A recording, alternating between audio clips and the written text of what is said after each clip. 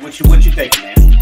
I've been in the polyamory lifestyle. I can't even say lifestyle because it's not a lifestyle. It's a way of loving, not a way of living.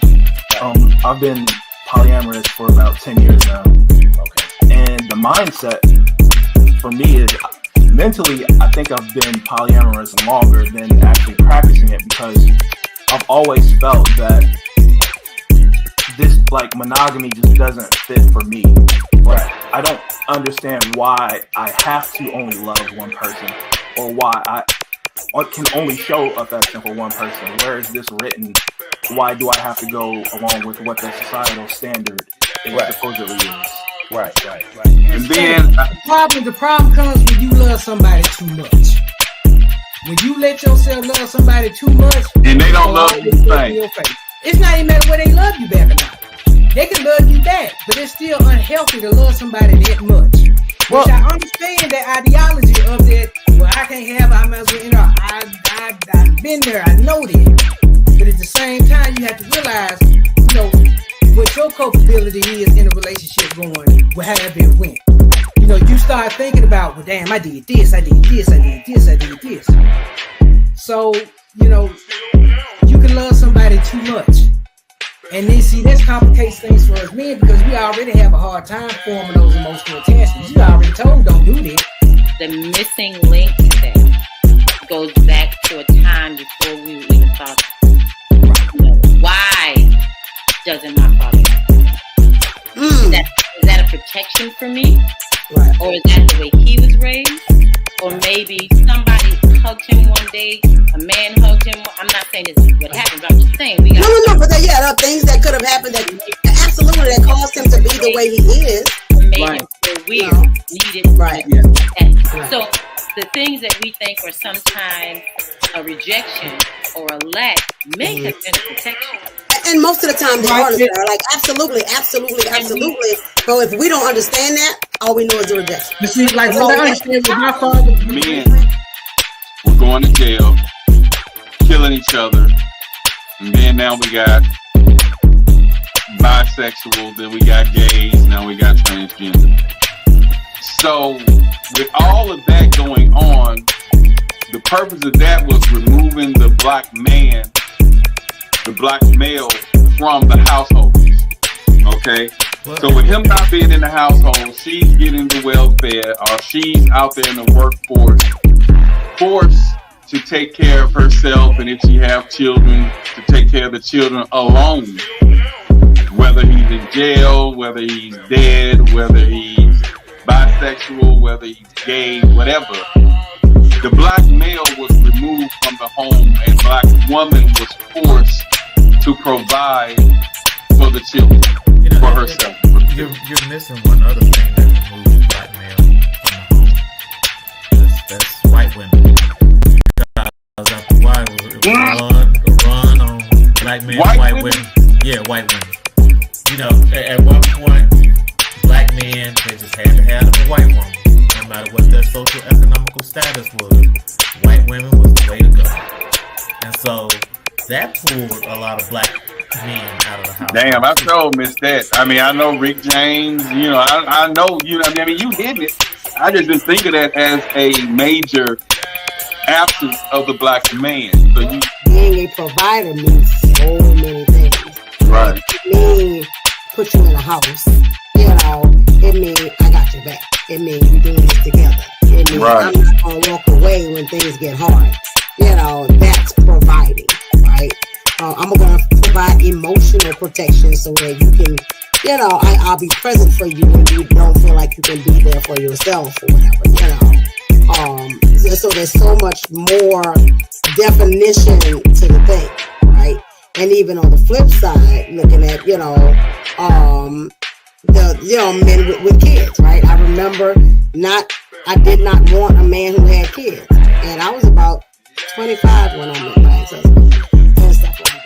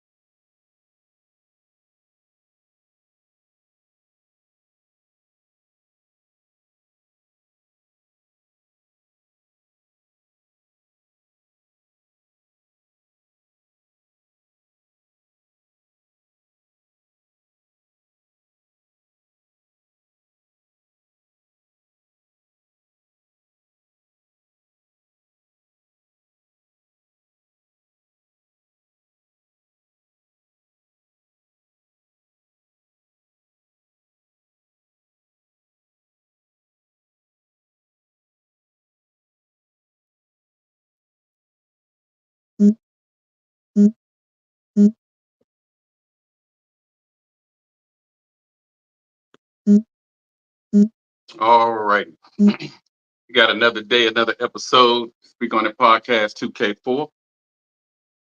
2K24, actually. I ain't gonna never get that right. It's gonna be 2K25 before I ever get that right. But another episode, another day. And we about to get it rolling. Had to do a little reboot on the phone and everything. So now I am back together, getting ready to crank it up. Hold up.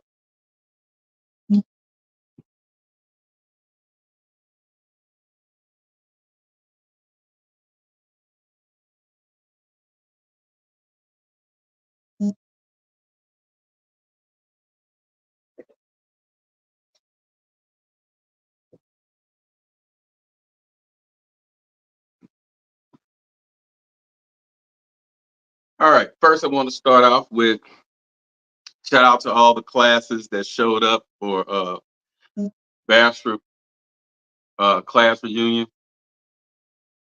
Bastrop High School, Bastrop, Louisiana, Wiseman High School, Monroe, Louisiana. And from the photos I saw, the outfits was on point at the black and white in Bastrop. Each class represented all the way from, I think I heard class of 86, class of 89, class of 94, class of 98, then class of 2004. Now they showed out too. So 89, from what I saw, 89 and 94 and the class of 2004 represented. They put on a represented. So shout out to the Bastrop Rams and Waston Wildcats. From what I heard and seen, it was nice. No fighting or nothing. No shooting from what I seen and heard.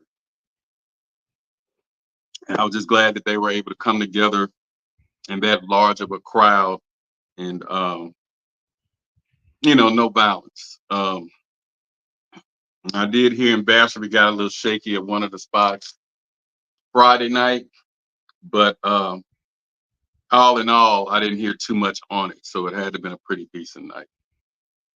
And so, Austin, welcome to the panel. What you got going, man?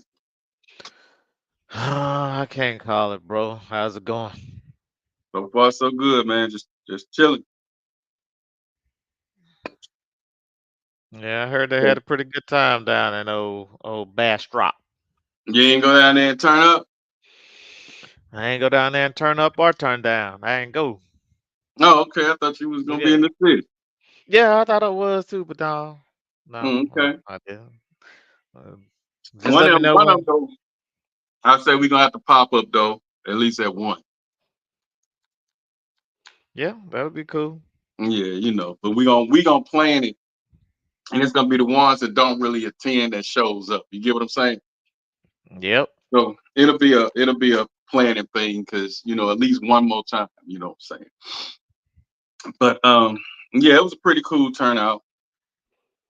I think that was like one of the bigger Bastrop's Bastrop High homecomings that they had. I haven't.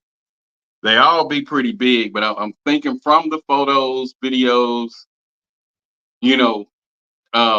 this was the biggest. My partner Chad Clark and I, we started doing the after game party. We held that down for about 4 or 5 years, and then the pandemic came, and we kind of bagged out of it. And then they kept it going. So we pioneered the after game parties because when nobody doing nothing after the game. Chad Clark was the teacher, Miss Cynthia Clark's son. We originated the after game party because everybody went to the black and white party, which was that Saturday night. So we was like, hey, it ain't nothing going on Friday. So He booked and hit me up, and we got to talking, and we started it, and we started creating the crowds, giving them something to do, so people started looking forward to the after game party. And then that Saturday, they knew it was a black and white party. Then they started doing things on that Thursday. Dee Dee and them started doing Thursday at Jules, and it kind of just went from there. And now it's a big, huge, thing. Now I was thinking about making my appearance back, doing something for the grown and sexy, Right. strictly grown and sexy. No, and with IDs being checked, 25 and up. You may even put a little dress code on that thing to keep the kids out, because we got to find a way to separate the adults from the 24s and under that want to turn up, you know what I'm saying, that may overdrink, that may come to the party already smoked out, you know what I'm saying? So I'm thinking about doing that next year. So that's something I'm thinking about doing. So, but it was a good turnout, because next year it'll be Nard in them class, and we was all over that class, you know what I'm saying? So so Charlotte Shelton, Keisha, you know what I'm saying? So we was in that class too. So it's gonna be something that I'm thinking about doing. I'm gonna get with Nard and them and see what they're gonna do, because you had Michael Jackson, just a lot of people in that class. Tommaso came out of that class, also Tata. So that may be a pretty cool one too. I think it's gonna be good, because all us intertwined. And then you got after that, I think it's what, Tiffany Brown in class. So it's like we got a lot of stuff going on. Tiffany Dotson, my bad. There's a lot of things coming up, but yeah, they went down there, they turned up, looked like the class enjoyed themselves. So it's just something to, kind of look into next year. But I'll keep y'all posted on what we trying to do, and see if it's something we want to collab and do something together, reach out to the supporting classes and actually get something going, because everybody was still kind of sectioned. I want everybody together. Like when I did, I think it was the class of 91. I did their reunion, and it had a little bit of everybody in it. You know what I'm saying? So that's what I want to do. So that's my plan, and I'm gonna see what I can do on that. But other than that, let's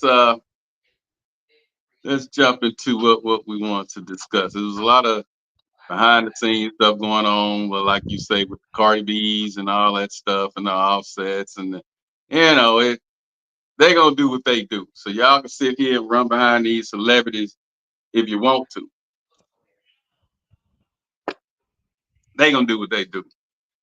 And so we had an interesting topic last week with I think it was Miss Zoe, who came on, and she was still, like I said, she was stirring the pot up a bit. And her thing was men. Her thing is like men, why do men kind of cheat? She wanted to kind of tackle that tonight. So my whole thing is, they was like, why do they cheat on good people? Why the good guy finished last? Why the so-called good woman, faithful woman, get cheated on? Why do they get cheated on? And it just boiled down to me that I think if you cheating on this person, that means you're intentionally hurting this person. Then that can't really be your person. They don't really like you like that. I don't know, but that's it. I know it's easy. Cheating is easy as hell now. So then you have to ask yourself, is it worth it? Why do you do it? And so my thing is, if people would choose, I was just thinking and talking with other brothers, the ones who don't cheat that I talk with were ones who would honestly say they love their mate or their wives or whatever, and they were happy with that person who they chose to build and procreate with. So they found their person, whether he liked big women, whether he liked dark skin, whether he liked light skin, whether he liked personality, whether he liked intellect. He found someone that he was satisfied with and wanted to build with, compared to, I call it the may as well relationships, where we done been together forever, so we may as well move in together. We may as well stay together. We got these 2 kids, so we may as well be together. You know, so I just feel like, to a degree, it's a catch-22, but I just feel like, to a degree, if you were involved with someone or building, procreating and all that, with someone you care about or someone you actually like, that it'll be a better relationship and less cheating will be involved. What's your take on that? Well, I think that it lessens the chances of you cheating. Um, but I think it still even goes beyond that. Um, People, they say they love these people and they still cheat on them. They say they like these people, they still cheat on them. So, finding that person that you feel like you don't want to hurt, that hurts you if you hurt them, and then the maturity aspect of it plays a major part. So, you know, all those things have to align.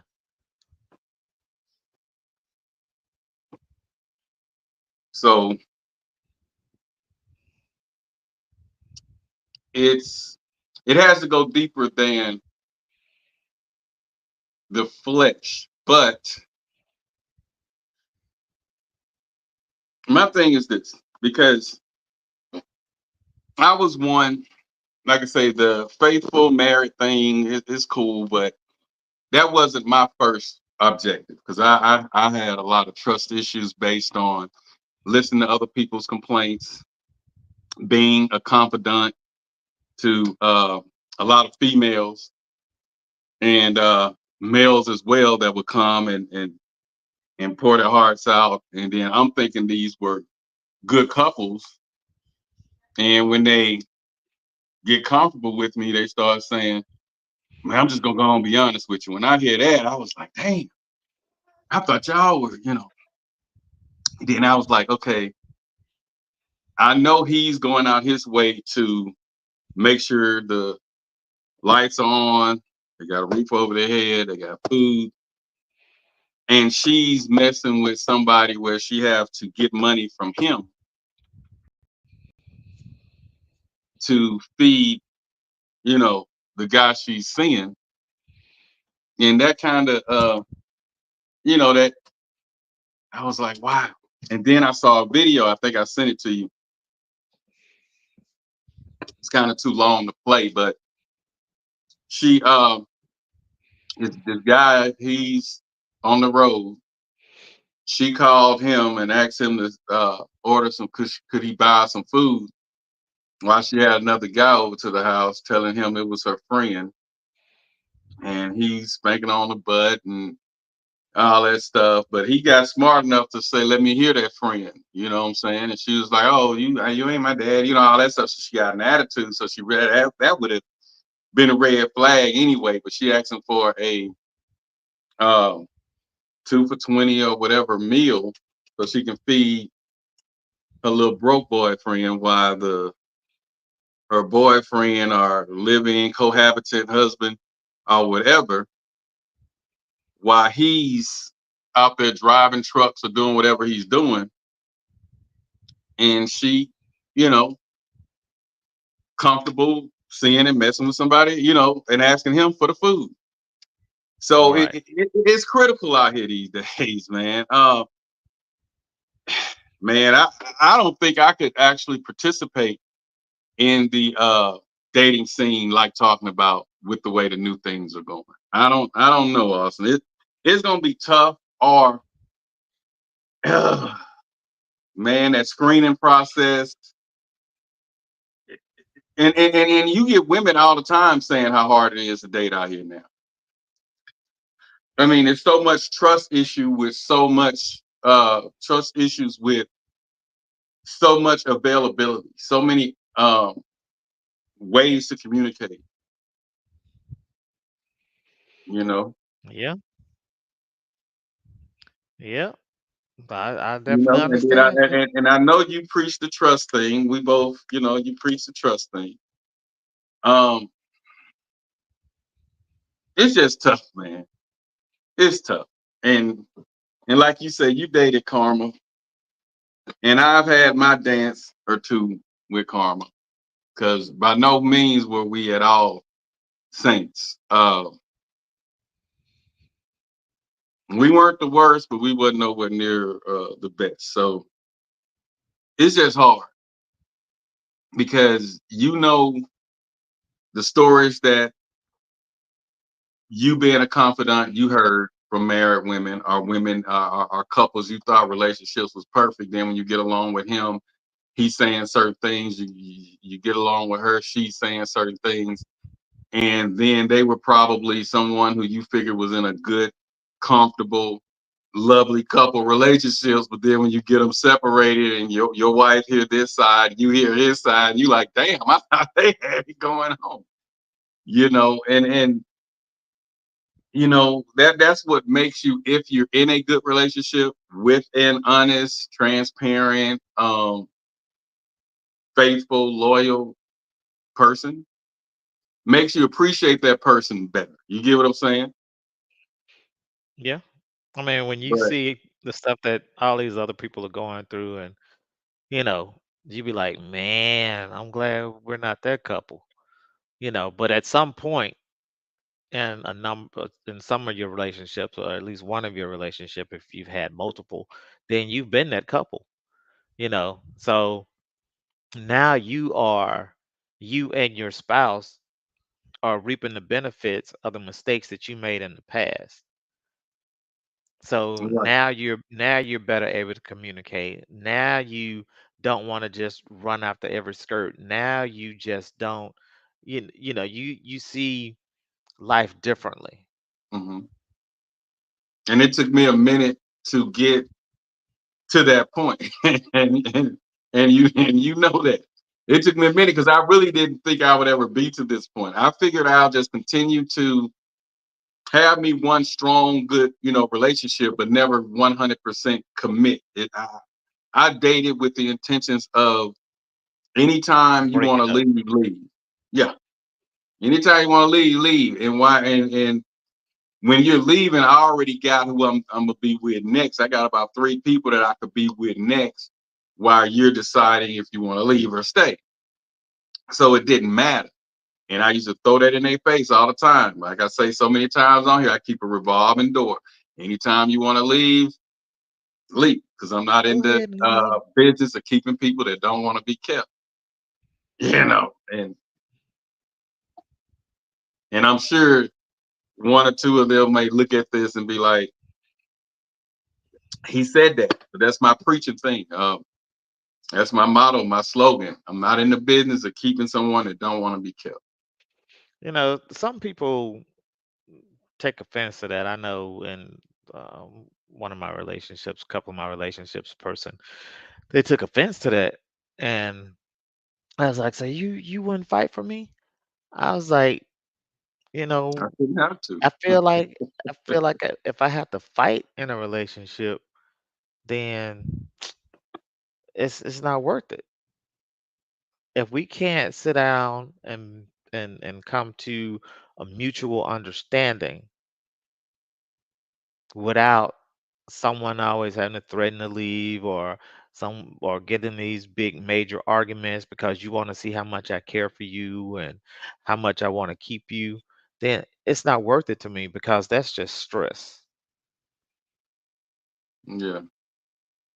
So and if you show signs that you don't want to be in a relationship anymore, or you're presenting those signs just so you can gather some more attention or gain some more attention or feel me out, then it's not gonna work because I've been accused of being very, very nonchalant, and I mean I guess I am. And I'm like, all right, if you're gonna go ahead. I wish you luck. Yeah.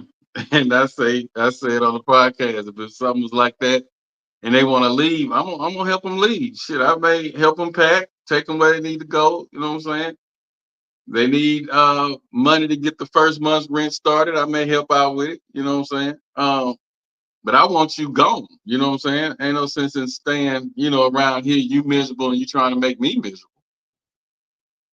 Yeah, because misery loves company, and I don't want to be that company. I don't even Right. like And company I like don't that. like company. Shit. I don't too much do company. Yeah. So no, that ain't for me. But and like I was saying, I wanted to ask you, I was thinking about this. Being in a relationship, and just like I was trying to talk to George, and then we had another person that was on here that had been in a 20-something year relationship that didn't seem to be too healthy, but I'm sure she probably pop on here later on. But at what point in a relationship, because if you'd have been together, I'm gonna say 5 years plus. We ain't worried about 3 years. I'm gonna say 5 years plus. And y'all have been together that long, whether cohabitants, are you engaged, or you decide to get married,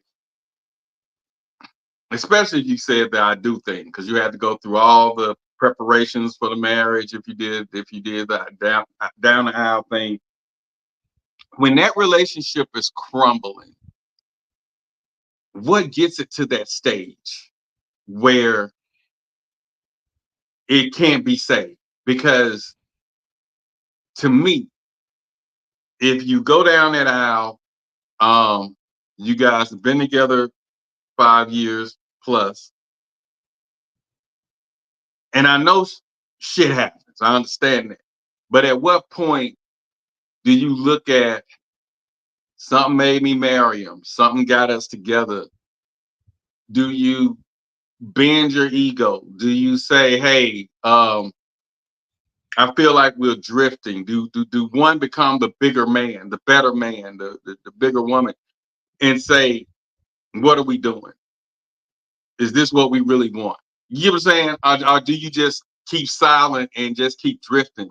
I'm curious about that, because there's too many people who have been in these relationships 5, 7, 10 years plus, because I didn't know George was in his that long, plus, and then they call it quits. And then I brought up to you a long time ago about No. people outgrowing each other, and you was like, nah, it ain't really that. But I used to hear my Caucasian associates say that we outgrew each other, because I would look at these couples, they've been together since high school, they 40, 50 years old, and I said, hey, shit, y'all like, oh no, we outgrew each other. And so I was like, okay, so they outgrew each other.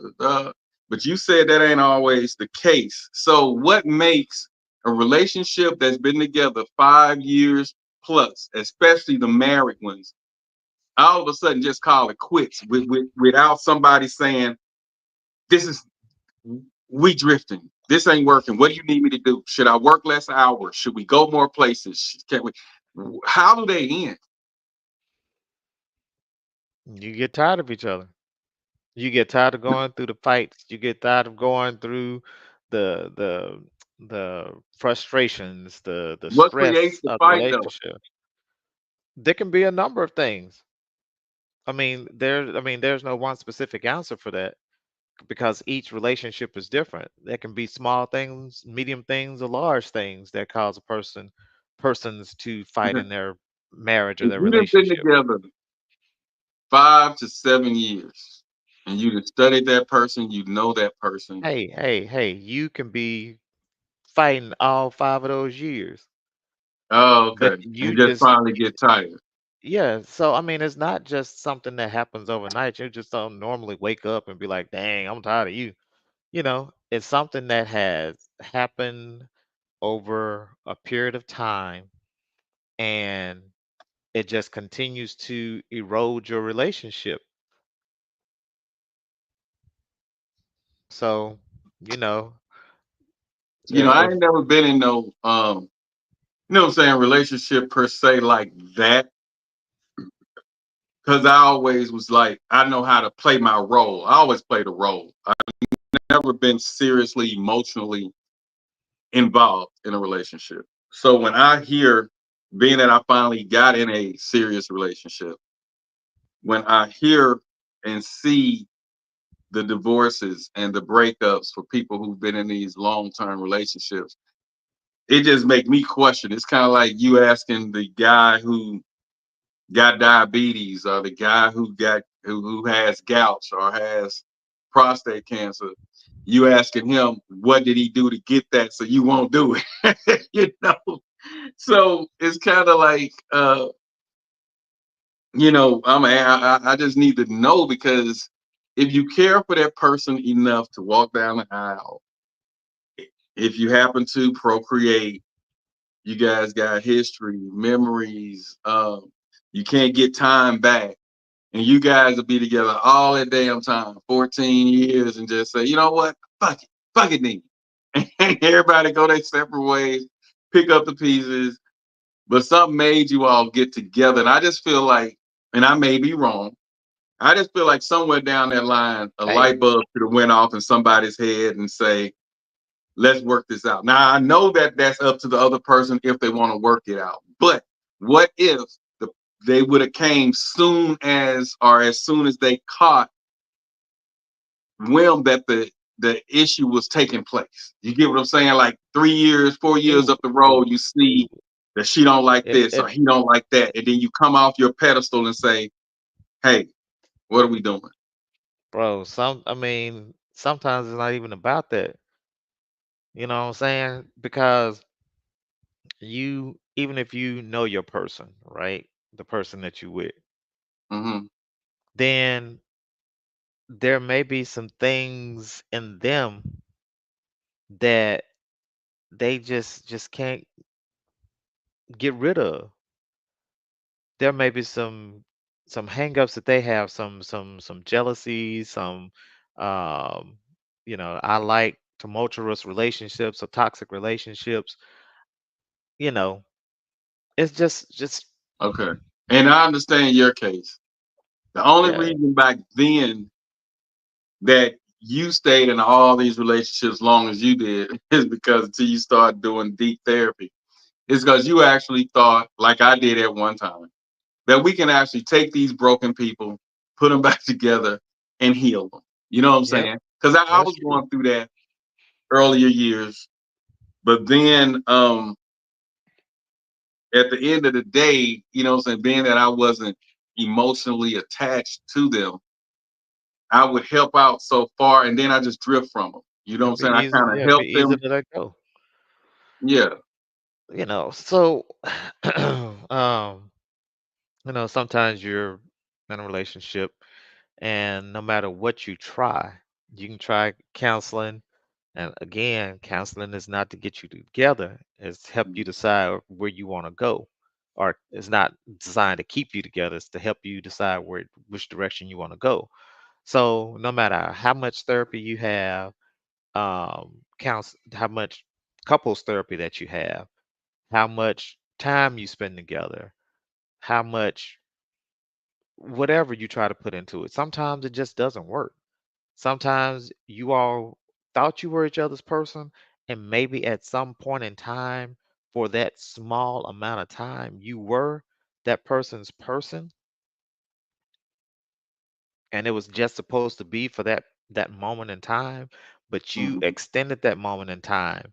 So therefore, things were bound to go wrong. So, Okay. I mean, I and feel that, because though I didn't do the owl thing, I have been in two long, what I consider over 4 or 5 year kind of relationships. And I wasn't emotionally attached because I always felt like all good things come to an end, nothing lasts forever. I was that I'm that person.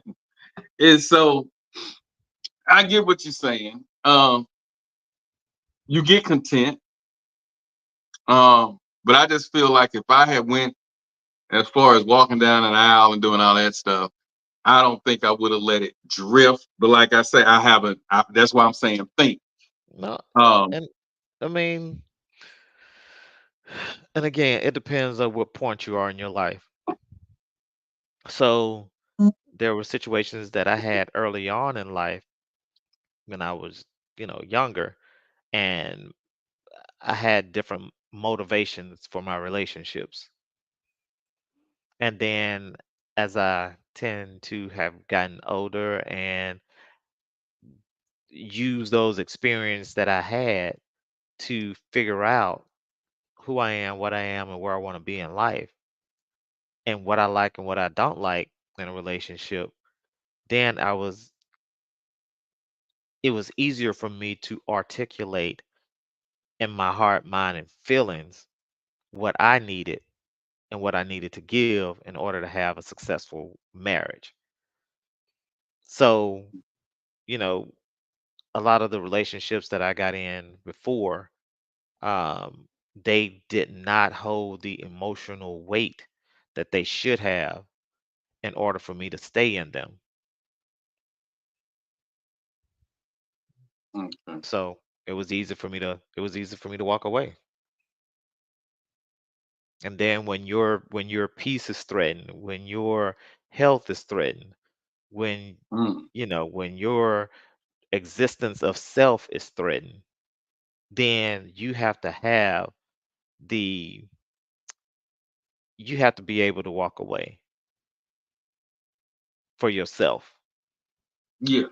and Okay. even give that person a chance to find who it is that they need, because apparently you all did not complement each other in the relationship or marriage. Mhm. So it don't matter at that time. It don't matter how long you've been together. That ain't even a factor. It's what's best for you. Peace of mind, health, whatever. It's what's best for the both of you. Damn well. We done been together this long, so we might as well truck it out. I ain't going nowhere. We gonna fuss and fight. We uh bad girl, bad boy, bad girl for life, but we gonna stay in this. You know what I'm saying? So Yeah, instead of no. going through that, just get out of it, basically. Yeah, I mean, why would I want to continue to go through So headache and many heartache? have. We seen our parents do that. That's because they get complacent. They're look, I might as well stay with this person because I don't know what's on the other side. Me, I'm the type of person, hey, whatever's on the other side is on the other side. I deal with it when I get there. You know what I'm saying? So I'm not going to be stuck in a relationship just to be in a relationship. I'm Right, putting on right. this false face in front of the public, and at home we just going through hell. Yeah, Why am I putting myself through that? Why would I want to live like that? If we have kids in a relationship, you think your kids can't feel that?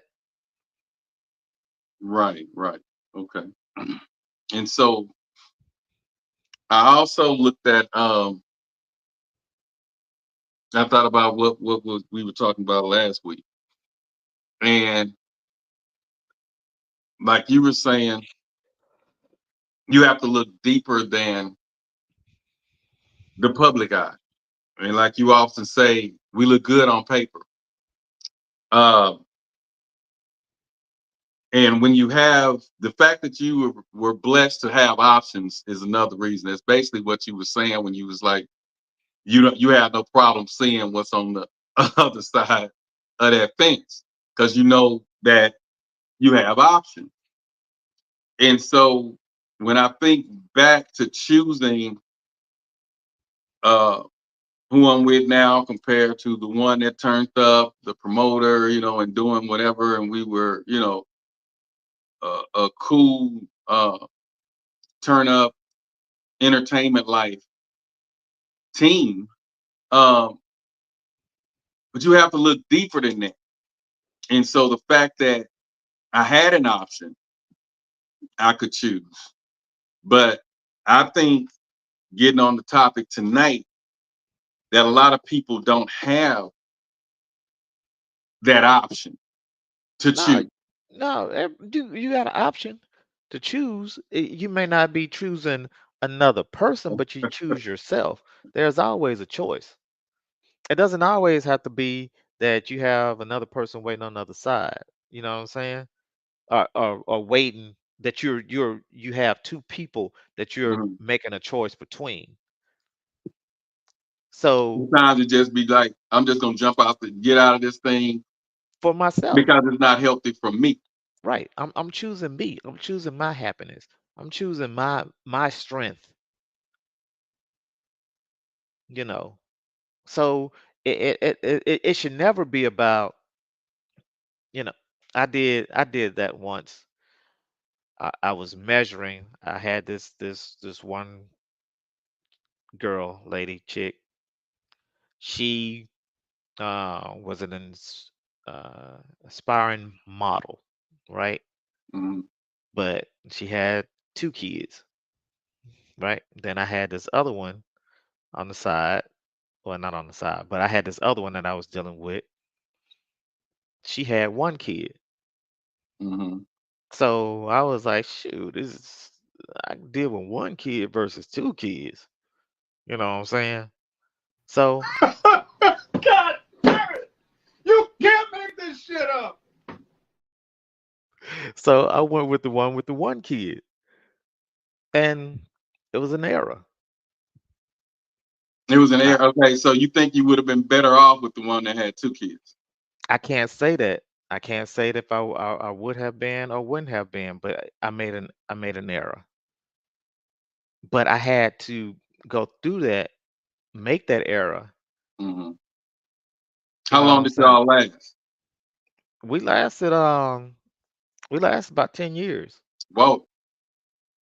Yeah. So a mistake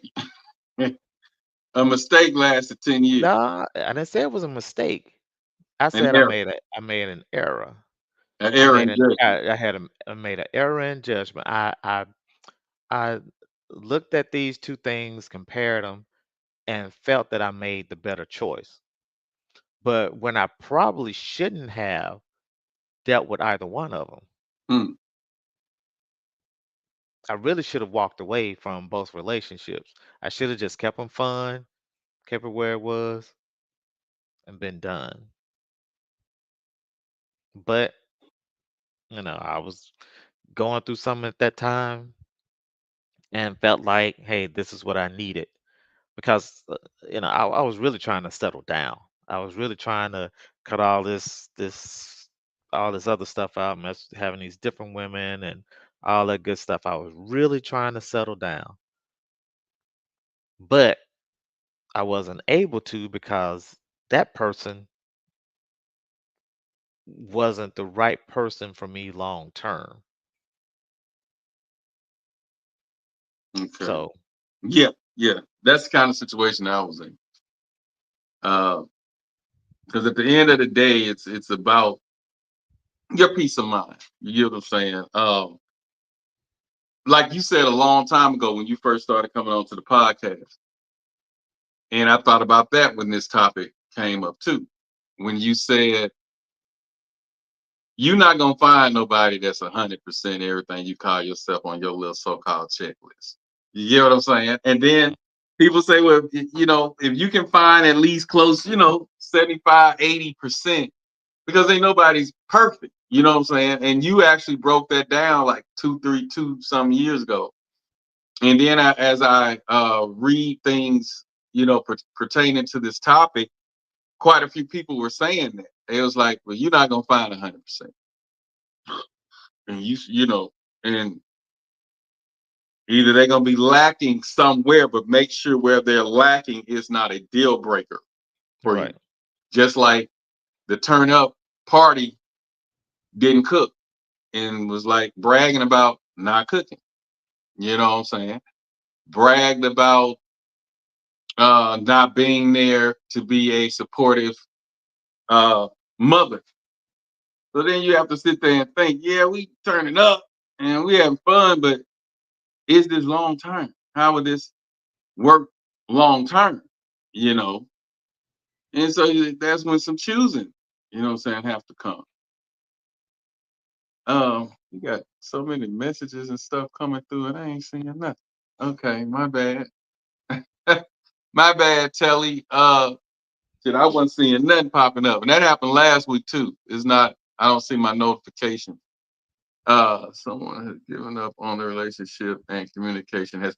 I was saying that too. That's why I was like, for someone being in a relationship that long and y'all break up, at some point, one person that the one who was doing the fighting per se said to hell with it. I don't want to fight no more. And they just let it drift and then they got out of it. That's what I think too. You see what I'm saying, Austin? How she put that in there? That's what I was thinking too. Yeah, and that's what I mean, that's what I'm saying. You know, after a while, you talk, you try, you keep doing whatever, and then at a point you just grow tired of it. Okay, but my thing is, why didn't you see this in the beginning? You know what I'm saying? It's a possibility that you saw it in the beginning, Okay, but you at still least you honest. you're in there and you're trying to make things work. You think it's gonna work. Just like, hey, you start a new job, right? You see some red flags there, but you like, man, I'm making good money. I'm working from home. I got good hours, blase, blase. And you was like, these little things right here, maybe your boss is semi micromanaging. You know what I'm saying? Or if you're the boss, maybe you have some employees that just not doing what they supposed to do all the time or whatever. So you just got a sorry team, Right, right? and you have to micromanage. Yep. And their performance, your your bonus is based on their performance or your team performance. Right, So you're in the negative all the time because your team is not performing. Even though you feel like you're a motivator and you do whatever you need to do to get your team where they need to be, but if they're not what that is, and you just keep standing, you just stand, I can make it, I can make it work, I can make it work, I can make it work. I know my abilities, I'm confident in my skills, right. I can make this work. But then at some point you realize I gotta make some changes Mhm. because what I'm doing right now is not working. But at that point, it's too far gone. You 5 years in the game with this Right. job. Okay. So the years pack up on you, because that's what I want to ask George if he come on tonight. He said he'll be on later. Because I didn't know he had been in a 14 years, something like that, 16-year marriage and stuff. I didn't think he had been in there, but he revealed about 2 weeks ago that he had been in that long-term type relationship. And my thing was, how? Where did it go wrong? But I understand in that long-term relationship, shit happens. Like Tail said, you may get a lack of communication that may so-called push him or her into the arms of another man or woman. No, no, Growing no, up nope, nope. Can't nobody and push you in the growing up, arms of I another. didn't believe that. Like you saying, I didn't believe that growing up. But realistically speaking, if you the one doing the fighting, or you the one trying to say, hey, baby, we don't need to be doing this, and it's falling on deaf ears, and the relationship keep drifting, and you're not communicating, you're not sleeping with them. Communication is dead, sex is dead, and you don't give a damn. That can, especially if you're married,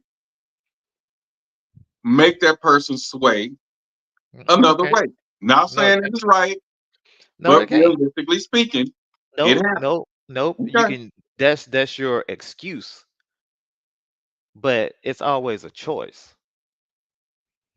So you chose to use an excuse rather than making the choice not to do. But if So you're doing all that preaching, let's put the shoes on your foot. You doing all that preaching, baby. Let's do this. Let's do that. I really do love you. Let's save this. Let's go out. Let's do trips. You done about $3,000 earrings. You done went and got another car in your name, messing up your debt to debt to income income. ratio, and you done all that, and she's still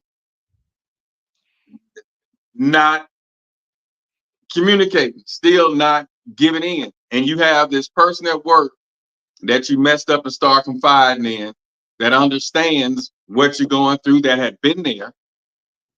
And she can't believe she treating a good man like you like that. You ready to leave anyway. You just you married. So you gotta get your shit together to get out. You know what I'm saying?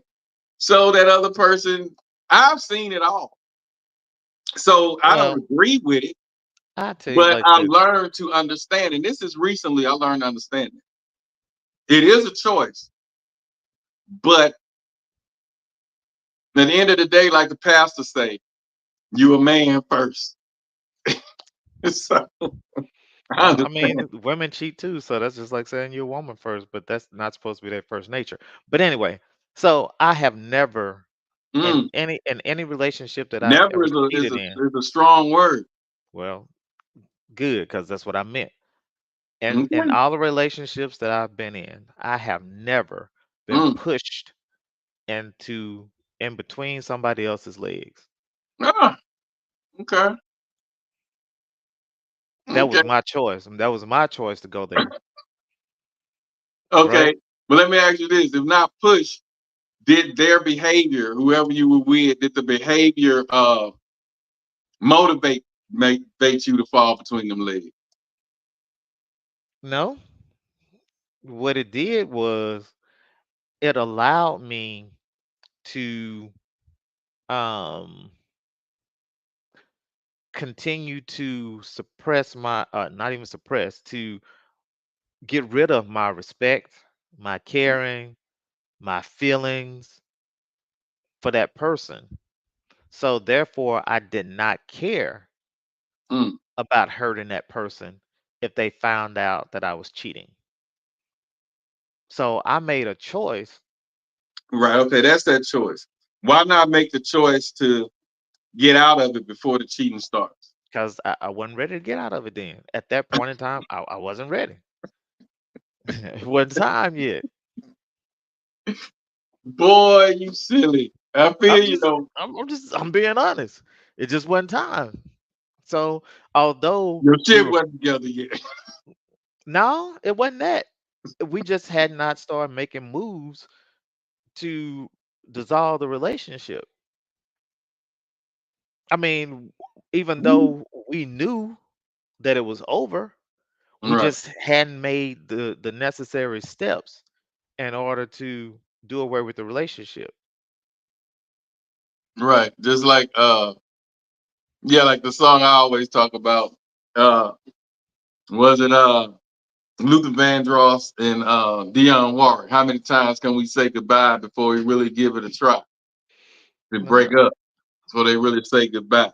Um I like the one by what's her name? The Pips. last night. Gladys Knight and the Pips. No one wants to be the first to say goodbye. Say goodbye, yeah. That one was deep too.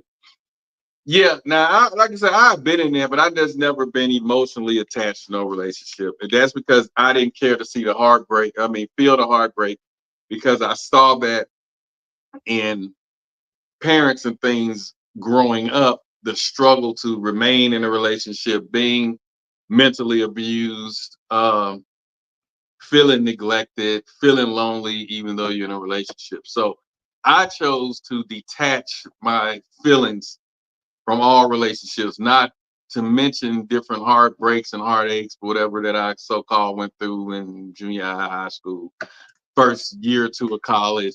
And I was like, this ain't for me, because I like having fun. I like turning up. And so I'm not going to be sitting around here moping, You know what I'm saying? So I just was like, okay, we're gonna do this thing. And then when she act funny, I don't make the phone call. Or she don't answer the phone, she ain't gonna answer the phone. You know, it was like tip for tat type shit. And because I didn't care. Because I'm like, okay, on to the next. It don't matter. We're not gonna be together anyway. So you gonna mess around, you know, with whoever. And that was just my attitude through the whole, you know, dating process. I never took no one serious. And so now that I'm learning about relationships, being in a relationship, building in a relationship, I see things a little different. But this is what would really be considered first rodeo. You know what I'm saying? So I'm still kind of learning this thing as I go along, and nothing's gonna be perfect. Shit can happen, but I had to learn. You know, it's give and take. You have to listen. You have to calm down. You have to, and I wasn't used to that, and that's what killed me in my grown years, latter years of dating, because I was so used to doing what I want, when I want, how I want, and the woman don't have an opinion. You can talk, but at the end of the day, I'm gonna do what I want to do because I've been doing what I want to do all this time, and I've been okay. But when you get in a relationship, it's different, and I lost a whole lot of them because of that. I wouldn't listen. Your opinion doesn't matter. You know, so that's why I say I understand. Well, I'm not gonna say push that person into someone else, but I can understand them getting to where they don't like you, or that woman may say, "I really hate you," and kind of mean it. They love you, but they hate you. You get what I'm saying? I didn't understand none of that stuff. That's just an excuse. That's just some fancy terminology that you're using to do what you want to do, like you said. But I actually understand those meanings now, because I've heard it so many times from different people, whether they talking to me as me being a confidant. I just started understanding. I'll be like, I have them to break it down, and really they think they breaking it down so I can come back with a solution, but I actually have them to break it down so I'll understand where not to mess up at, what not to do. And you know, this may be your first marriage, Mm-hmm. but the skills that you developed over the years in your relationships should be able to help you in your marriage.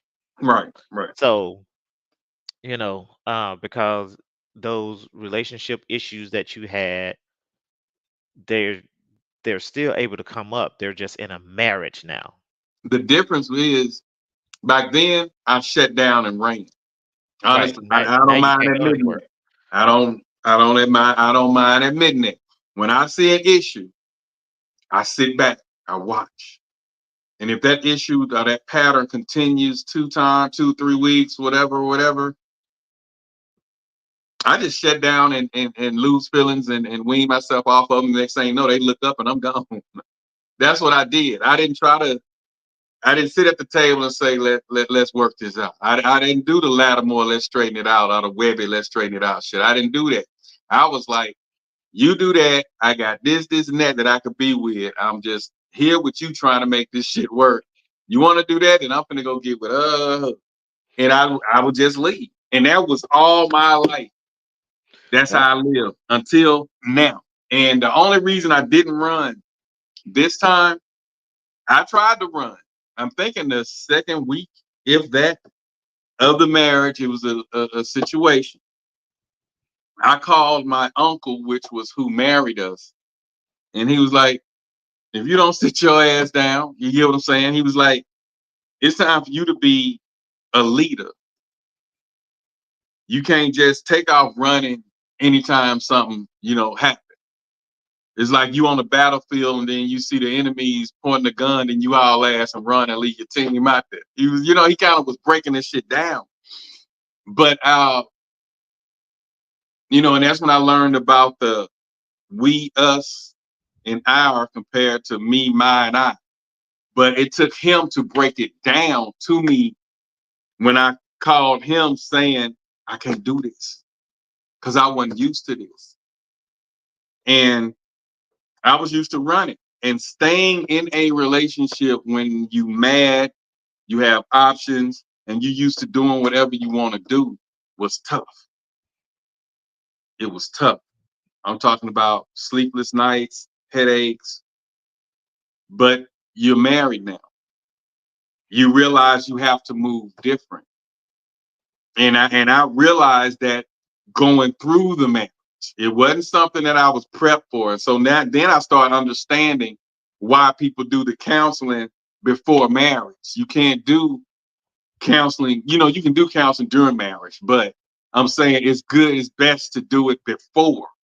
Because like we watched those videos like you sent with the lady saying, when the preacher was saying for better or for worse, she was looking like, no, we didn't discuss this. Had they went through that real counseling that you're supposed to do before the marriage, I think he would have understood more of what he was getting instead of standing his ass up there with that fake ass smile with the sickness and in health for better or for worse, rich or for poor. And she looking like, we didn't agree to this. And he had that little duck look on his damn face. Had they went through counseling, that would have had him to say, hey, I don't think you're ready. Now, so you know how we like to refer things back to songs. So the one that stands out to me is the OJ's Cry Together. Cry together. Yep. So, he was like, hey, we've been going through this for a minute. Let's sit down, let's talk about it, let's work it out. And we both need to cry this thing out. We're gonna cry this thing out together. Whatever's hurting you. But after they got through crying, then we made love. So yeah. I don't want to make love out. I done curse somebody out. Fuck you for the moment. But he didn't say cursing. I go to sleep and wake up in the middle of the night, maybe. 5 in the morning. It never said that they had an argument. They cussed each other out. They sat down and talked. So they talked their emotions out. And so their emotions their feelings poured out in the form of tears. So after those emotions were gone, then that helped them feel closer connected. And then they made love. Okay. But so I can see your ass on that crying now with some bad Kleenex. Yes, but anyway, that's I had to learn to cry. But I had to realize sometimes there's nothing wrong with crying. You know what I'm saying? I had to learn that because I was always the one I was too hard, too masculine, too whatever, too much pride to cry or allow myself to be seen as hurt. I've seen you cry, not when you were little. We don't say as a grown man because it was okay when you were little. One time, and you was trying to hold it back so hard, and I was like, look at my little cuz, but you older. But I was like, look at my cuz, look at my little cuz. So I mean, I can count the number of times I emotionally cried. Yeah, and it was an emotional one, and that was my first time seeing that. And because we were so tough and was taught that we couldn't do that, when I saw you kind of break like that, it messed me up because I didn't think I'd ever see that. We just didn't see that. That's just something we didn't see. And when I was there and I saw that, because I was always the clown. I would make light of a terrible situation. That was my role in the relationship. And then you eventually got to that point because you used to be serious as fuck when you first got in high school. You started being serious, man. I was like, nigga, we finna clown and joke. And then you kind of got back to the clowning and joking and having fun. And when I seen that moment, because you was good for a minute. And I think reality indirectly, you wasn't expecting it, just kind of it hit you. And I remember like it was yesterday. We were in what we want to call Dollar B. We was in grandma and them yard, and the Lincoln was parked in the driveway. We was on the edge by that pole before you get to walk up the stairs to go in the trailer, and the situation hit you right then. I was there. It was a lot of us was around you, a couple of people, and you just paused. I mean, you was joking, you were talking, everything looked normal. We was kind of laughing a bit, and then boom, after daddy died. it hit you. I think it was Dad, because I think who else was here? Yeah, because one You was thing. fine though. I'm talking about from the time Yeah. up until it was time to go to the church. You were boom. And then, and then that's why I didn't go to the church. I seen you do that, and I was like, I'm not going. Because I didn't want to see the aftermath. But then that's when I showed up at the site, and that's when I saw the tiger guy that I was telling you about. He was crying like a baby. And that's why I noticed him, because he was acting up like that at Daddy's funeral. But so that's why I told you to ask Pig and them about Tiger, because he was terribly hurt. I'm talking about snotty nose. He was messed up. And he was way older than the Tiger got us about 15 some years.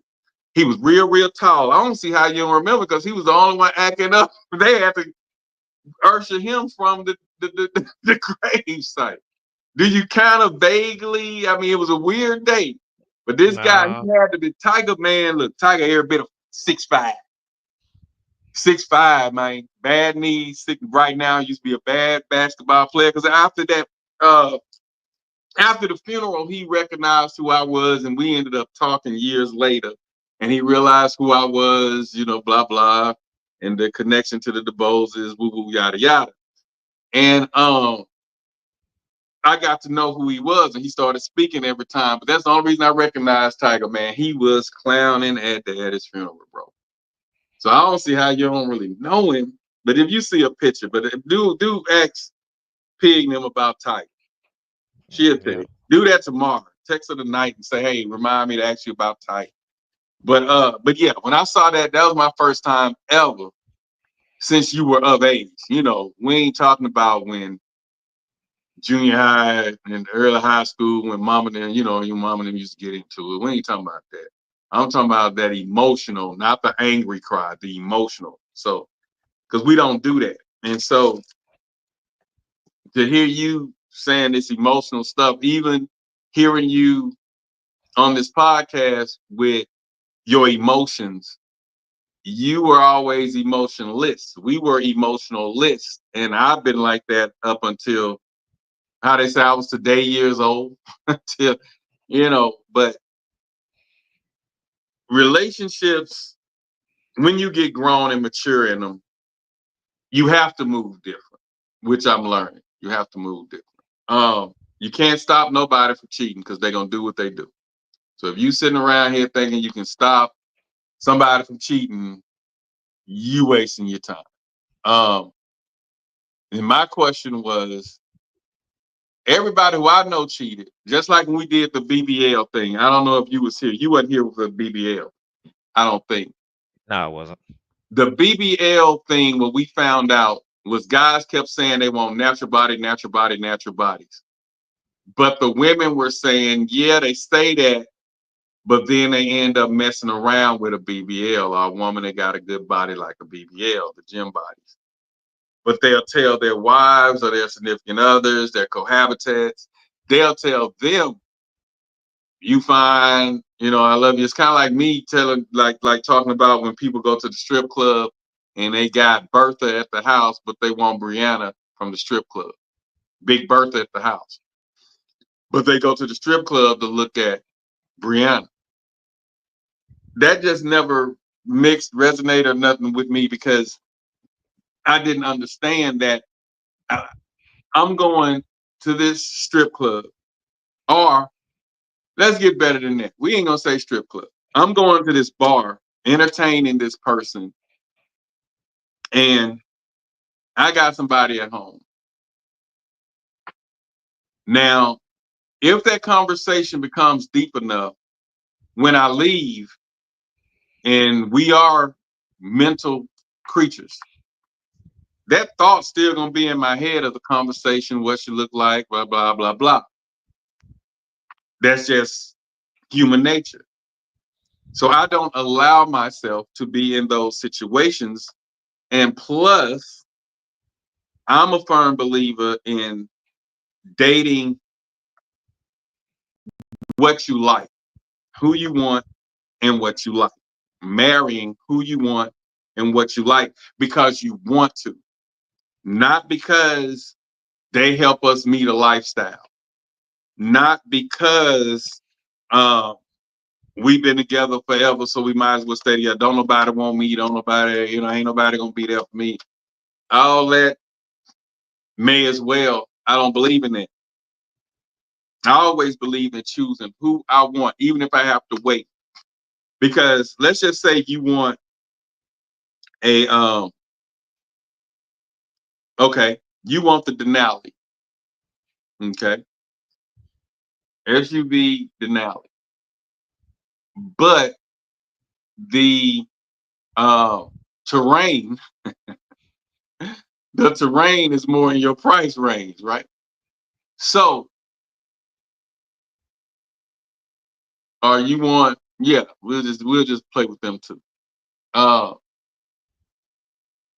You get the terrain. It's like a baby version of the things you get with the Denali. Every time if you get that because it's what you could afford, it's available. Every time you see that Denali though, damn, I wish I got that Denali. Damn, that vehicle sexy. Because you couldn't afford the Denali. You couldn't afford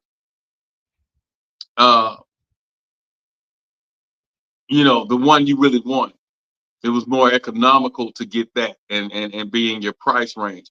But you're still gonna fiend or kind of want or pause, probably still look at videos, but every time you see somebody, your cousin, best friend or something, get that, damn, I wanted that vehicle. So you lose interest per se in the terrain because you really wanted that Denali. And a lot of people I found out over the years find themselves in relationships because they couldn't get in a relationship with the one they really wanted.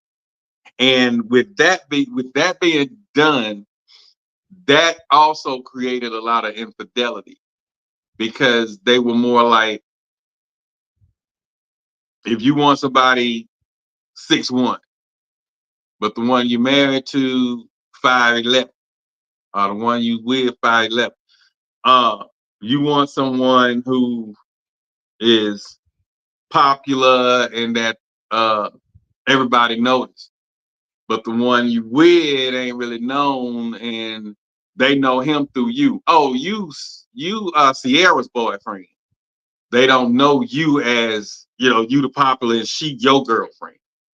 So you ended up settling for that guy. Let's just say you want somebody that's chiseled and in the gym, but the one you with a little obese, got a little keg down there instead of a six pack. He got the keg.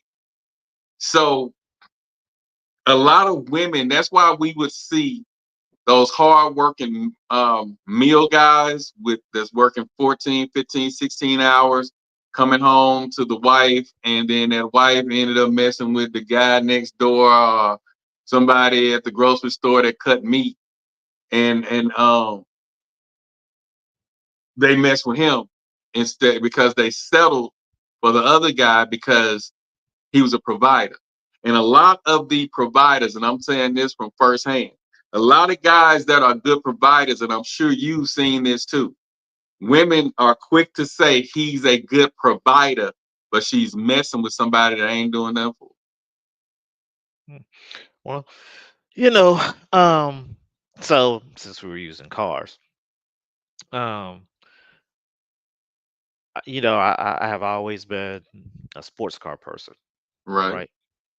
So this last car that I had, this Alfa Romeo, right. for some reason in the last couple of years, the value has been just plummeting. So um, I was going to continue to be in the negative no matter how much I try to pay, unless I just completely paid it off, right? So I Mhm. had to make a decision.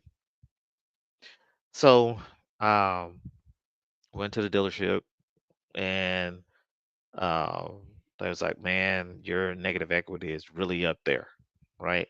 So I was like, "Freak, I don't really want to take on no more negative equity. I don't want to take out a whole bunch of money and put it down on another vehicle." He said, "Well, what I have is an Acura MDX that should work for you. Take over the negative, blase blase." And I was got to thinking, I was like, man, I ain't really no SUV type of dude. But I said, you know what, my daughter, needs give her room, blase blase. I say, okay, I'll go ahead and take it. And started driving it. Been driving it for the last few days. I think I got it last Friday. Mhm. Uh, and I end up enjoying it. But do you miss the other one though? Nope, Honestly, and I know nope. you Honestly, I do not. I was like, you man, don't miss the note, nigga. You miss the vehicle. no, because this note is more than that than what the other one was. So I'm like, I'm digging this. I'm cool with this. So I got it set up, everything the way I wanted to. Got the lit ambient light set up, and I got all the systems set up, and I actually enjoy it. And every time I look back there at my daughter, she has room, and she can do whatever she want to in her little car seat and kick her legs or whatever. The other one had the seats were real close up on her because she's growing. So I'm like, I'm cool with this. So sometimes you get into a specific type and you think this is my type. This is my type. This is what I like. This is what I love. I don't want nothing else but this. But then you try something different and you be like, oh my goodness, this what I've been missing? So that's why I always try to keep an open mind. And that's what people need to start doing in relationships. Is keeping an open mind. You like what you like, But but yeah, but there may be some things that you like even more in this person that you thought wasn't your type. You actually feel seen. You actually having fun. You actually enjoying life with this person. So they may have a few more LBs than what you used to. They butt may be a little flatter. Breast may be a little smaller. You know what I'm saying? But at the end of the day, it's how you feel when you with that person. and it's like, And what about the percentage of what you're looking for? Like George was on here last week, the week before last week, and he was saying it ain't about sex. It's not about visual. You got to stimulate him mentally, intellectually. You got to be able to do this and that, intellectually. So he was saying all this stuff. That's what he's looking for. okay, so And what if he can't uh, find so all that in one? y- all right, so let's go back to this car analogy, right? So the Alfa Romeo, it had the speed, it had the looks, it had the tight cornering, all that, right? So, but it didn't have all the tech that's in this new vehicle, and I like tech. So it didn't have the ambient lighting. It didn't have, some other the wireless charger and those type of things. Mhm. It didn't do all these high tech things that this new vehicle does. So I said, so both of them get you to point A and B, right? So just like a woman, you can have sex with any woman. So it's a ride, right? That's equivalent to the ride. Mhm. Then, but then when you get inside, you be like, man, she was kind of basic compared to what this one brings. Right. I can do so many different things in this one. All right, this one is not as fast, it's not as flashy, but it makes me feel good when I'm in it. Mm. So it invoked some different emotions in me, and that's what that other person can do. They can invoke some different emotions in you, something that you never even thought that you felt, and then that would compensate Mhm. for all those things that you thought were important to you. You Right. find out that wasn't as important to me as I thought it was. I really feel good over here. So you have to get out there and maybe mix it up a little bit. Yeah. And if you keep failing with these types that you think that's your type, Yes. then that should be telling you something. And I can relate because that's what happened. Like I say, with my turn up compared to that, I was like, the turn up don't cook. The turn up always on the go. The turn up only had time. Then I got one who made time, who wanted time, who cooked, who, and did.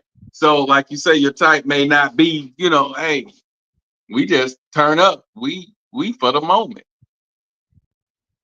But peep this one Why do out. women cheat on men no matter how good you are? The first reason is you're not as good as you think you are. You might be good like a nice guy, but you're not good in the sense that you don't drive her wild with desire. You aren't a guy that has a backbone and has standards. She doesn't sense masculine energy from you, and so she's looking elsewhere to get that. The second reason is because you don't know what's going on with her. If a woman is going behind your back and cheating on you, you obviously do not have a very close relationship with her. You should know where she is at all times. You should know where you are if you're seriously dating someone. If you are not aware of your partner and what she's feeling and where she's sitting in a relationship and where she's even going, then of course you should expect that you're going to get cheated on because the relationship is already over in her mind. Because once a woman starts distancing herself from you, it's already over. She's already just looking for the next guy so she can jump to that one and get out of this sinking ship.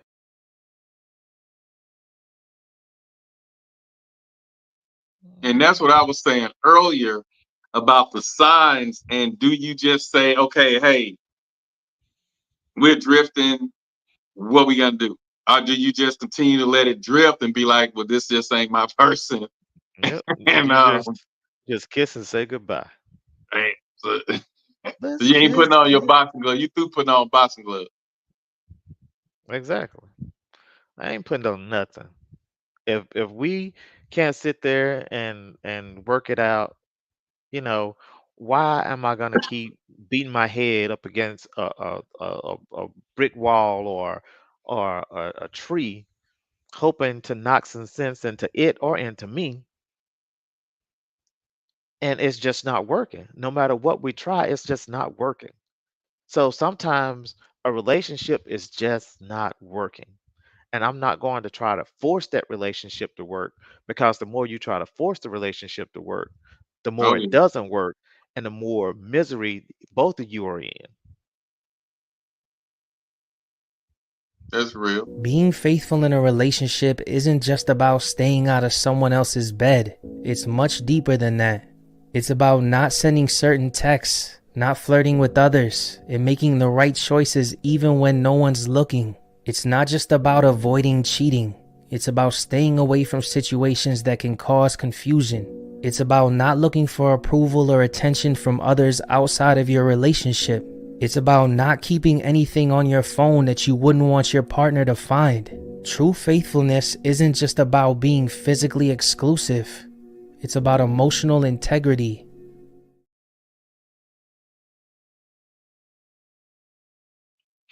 Yeah, I can dig that. Yeah, he was saying some stuff, but you could tell by how emotional he be on his post that whoever he with, he crazy about him, he transparent, and he really want that shit to work. Cause he be so emotional in his posts. Like, you know, and like I said last week, the thing is, to me, what makes a relationship work is not doing unto the other that you don't want them to do unto you. If you don't want them sneaking and texting folk, you don't sneak and text folk. You don't want them picking up people, riding them around, you know, whether it's a friend guy or whatever, friend girl or whatever. If you don't want that mate doing that, you don't do it. Just don't do what you don't want them to do. That's one of the keys. The biggest thing is, like he said, integrity in the relationship. Trust is a major factor in the relationship. Yes. Because, you know, my wife, she has to go out, be out all day or whatever for her job, and I have to trust that she's not doing anything. I have to trust that. I have to feel that. And she has to make me comfortable in feeling that.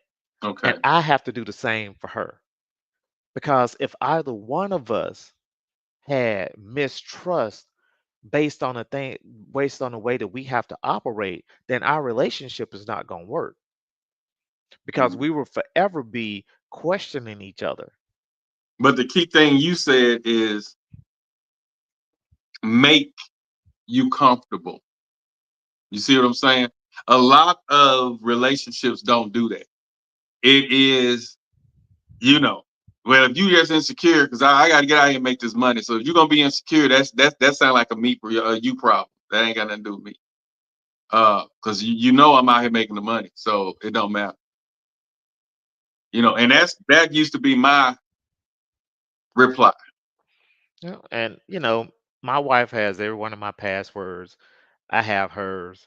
I have no reason to go in her phone. She has no reason to go in mine.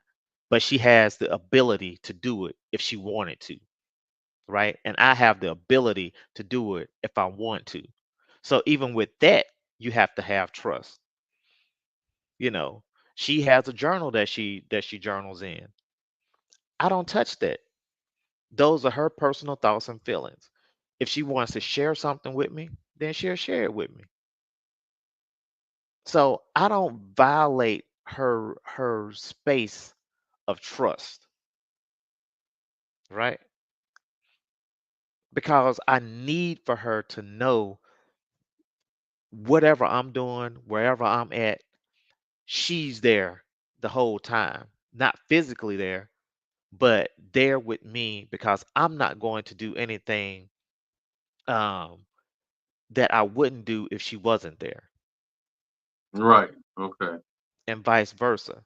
So if you don't have that type of meaningfulness of trust in your relationship, then it's hard. It's going to be harder for that relationship to actually make it. So on both of our sides, we may have had some stuff that, you know, in our past lives that we could question. Mm. But in this relationship, in this marriage, those things aren't in question because we don't allow those things to be questionable. Right. By being transparent, that Right. By doesn't being be an issue. transparent, open, communicating, and showing yourself trustworthy. Mm-hmm. It's the holding back that creates some issues sometimes. Yeah, it's the holding back, it's the little white lies, it's the things that you may think are insignificant, it's the omissions, it's the deception, even slight deception. So you can't have those things in a relationship because those small things can turn into large things. And trust is so delicate that the slightest little thing can move you into mistrust. Right. That's why they say it's the hardest thing to gain, yet the easiest thing to lose. That goddamn trust. Being faithful in a relationship isn't just a If you're ever comparing the person you're married to someone you're not married to, just recognize this is not even a remotely fair comparison. There's a difference between spending your whole life making important decisions, having children, sorting out bills, sharing the bathroom, dealing with terrible in-laws or whatever with a person. Yeah. You know what looks really cool? A sports car. You know what sucks when you got to go to the hardware store? A sports car. Like it does get to be that type of comparison where you start looking at other people who outside of your marriage and be like, look how great they are in this situation. But like now just try to put groceries in that sports car. Try to put all your winter gear plus your 2 kids in the sports car. That was your analogy, wasn't it? That was Yeah, pretty much. You can't put the kids in your sports gear and all that in that little sports car. It looks good. So that's a lot of things that I was saying that goes on with women and guys that's with women that are men that they kind of need compared to women that they wanted, or women that they settled for, men that they settled for. Just like he said, that sports car looks good, but he needed the bigger vehicle. You made that also. So the deal with that is when you get to comparing, and that's why I said last week, I got somebody who hits the bells and whistles for what I like. If I would have settled or just chose, if I didn't have options and I chose who was there or who was available, whether physically, emotionally available, and I just settled with them besides going out, getting and choosing what or who I wanted, I can't say, that I'd be happy. And a lot of people are in relationships with people that wasn't their, what they thought or what they think would be their person, whether they're with someone else, whether they're obligated to someone else and they just couldn't get them, you know what I'm saying? Whether they're the timing, because I think you said last week, sometimes timing is off. The relationships where I'm single, she with somebody. She's single, I'm with somebody. So we missed that window of opportunity to be together. And so you settle for what's around you, who's in the DM, who you around more. So you get in that relationship and you try to make them that person. But every time you see that person that you can't connect with because either she with somebody when you're single, you with somebody when she's single, when you see them, you pause. And that question always be there. What if? You get what I'm saying? So I think that plays a role with why a lot of, people cheat. Because you're with someone that was available. You couldn't get who you wanted.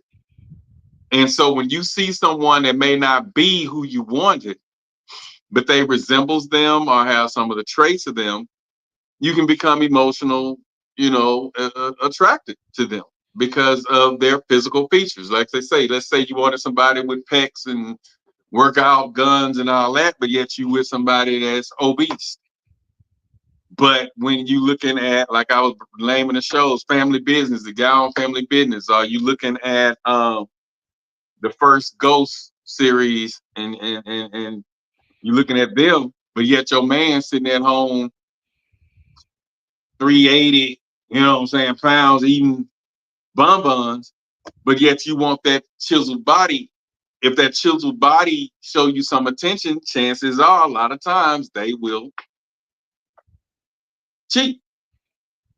And vice versa with men that's dating, you know, the women. That's like the women say. They say they want natural bodies. Then the women walk around here with the natural bodies, but the guys are fiending and looking at the BBL.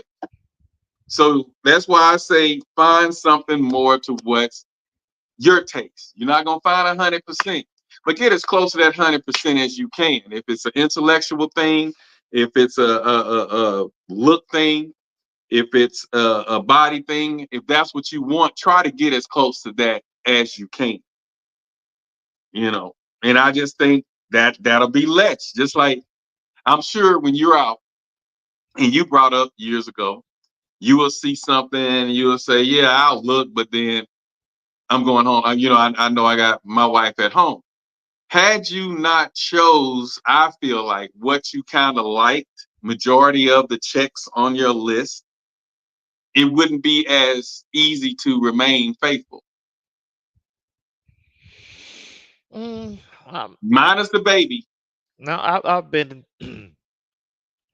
I've been in those situations where I've had some really nice looking women with nice shapes, but they didn't fulfill me emotionally. So they were missing or lacking something from my perspective. Mm-hmm. So I wasn't getting everything I wanted in them. Looks was there, body was there, but there was something missing for me. So yes, when I was out, when I did whatever, and I came across that piece that I saw missing in that person, Mm-hmm. I Because you preach that a lot. I filled it with the other. Yeah. So although I went home to Miss Cute and Sexy, but now I have something on an equal level, equal or above level, because I'm not going down, equal or above level, Mm-hmm. and she fulfills something different. But the thing is, she's missing something too. She's missing what the other person has that had Right. missing them. Now, if we could have merged those two or Yeah. morphed those two into one, Build the bitch. yeah, then it would have been great. And that's what I used to try to do. I used to try to build my A women bitch. that. So in this relationship, everything's already in place. Weird science. Yep, everything was already in place. So, and I made up my mind after other relationships. I'm not going to try to build a A woman. bitch. Right. Yeah, I'm not going to try to build my person. My person has to come already assembled. Right. So once that happened, then that was it. So now when you do see, it's just like you didn't see. Yeah, You I know what mean, I'm saying? it it it it's like seeing a silhouette. I can see I can see a person, and that's all it is a And that's it. silhouette. Right. It's no, like back in the day, you see, and then we used to be like, man, if I could have just, man, I No, want to go there tomorrow. no, Man. no, no. You know, What we used to do is we used to see it, and then we be like, I got to go get it. right. We got to And say we, something. But yeah. now, prime example. I went to this is the club beside our house that sells soul food, right? So I went to pick up the order on Monday, and they had the Chiefs and the Saints playing. So it was some folks coming in from Louisiana, and blase. And this one lady came in, and I tried to give her room to walk, her and her friend to walk behind me, but she chose to walk in a narrow way in front of me, and tried to grab my arm, talking about, "Oh, excuse me, baby. I almost fell over these goddamn chairs trying to get away from her." You know what I'm saying? I'm like, "Don't touch me." I mean, Your ass is running. yeah, I mean, I'm like, I have the perfect thing at home, Right. you know. And believe it or not, I never thought I'd be like that, but it's no motivation. There's no motivation to it. It's literally a turnoff. And I used to hear, certain females like, "Why are you looking at me?" And then you find yourself saying that while you at the grocery store, the girl staring at you, trying to get your attention, the woman looking, and you like, "Why are you looking at me?" Because your mind ain't on none of that. Because you have your person that you're satisfied at home, and a lot of people are not satisfied with that person at home. Now, this lady tends to think affairs are just going to happen, and you just got to live with it. People have affairs. They Right. just do. You Yes. think that you think that you're so close to your person and that person would never do that. But people have affairs. They fool around. They text people. Like people, especially if you can find somebody on the outside that boosts you up, makes you feel a certain type of way. It's almost like an adrenaline rush. Yeah. Because when you're in a couple and you're in a situation, you're in a marriage, you have children there, you're in a household, you're paying bills, there's stress, there's things with the kids, but when you find somebody on the outside of that situation, there's no stress. Unless you leave the family and go be a couple with that person and get a house, well, that's when all the stress comes with that next person. But when you have somebody there on the side that's making you feel a certain type of way, that's making you feel excited about doing things, and, obviously somebody fun to have sex with because there's no stress between you guys. And she went on and on about why affairs take place. So, shit happen, you get bored with your person, I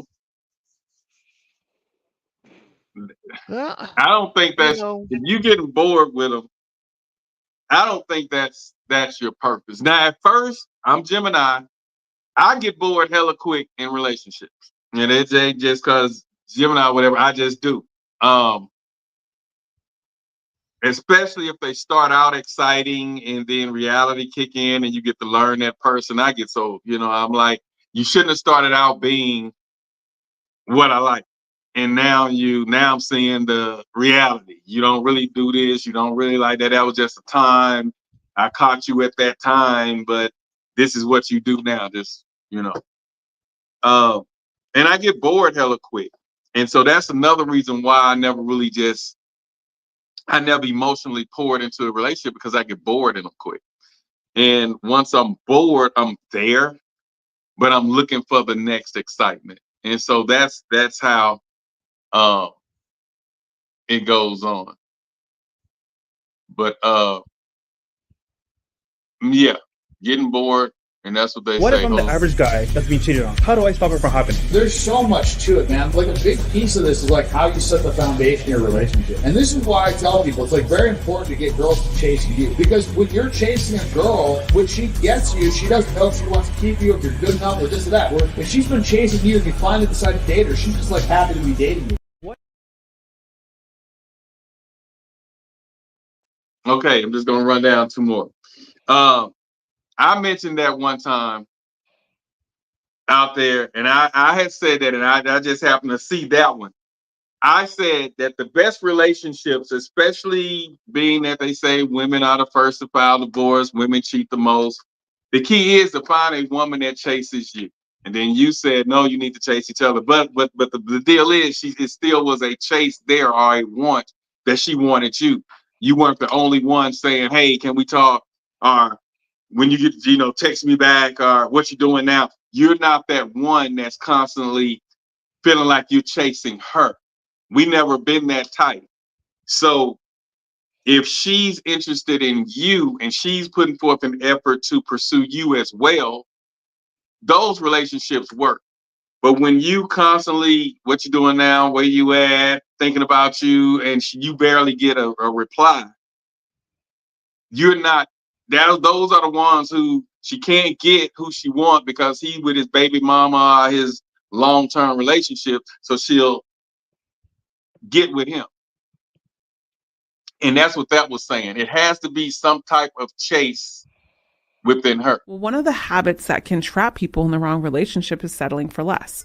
It's like when you're out there in the dating world and you might feel a bit discouraged or impatient to find that special someone. So you just end up stumbling upon someone who seems okay, but they don't do the trick and they don't tick the boxes of attraction for you and your values, or someone you can create and build a life with. Here's the thing.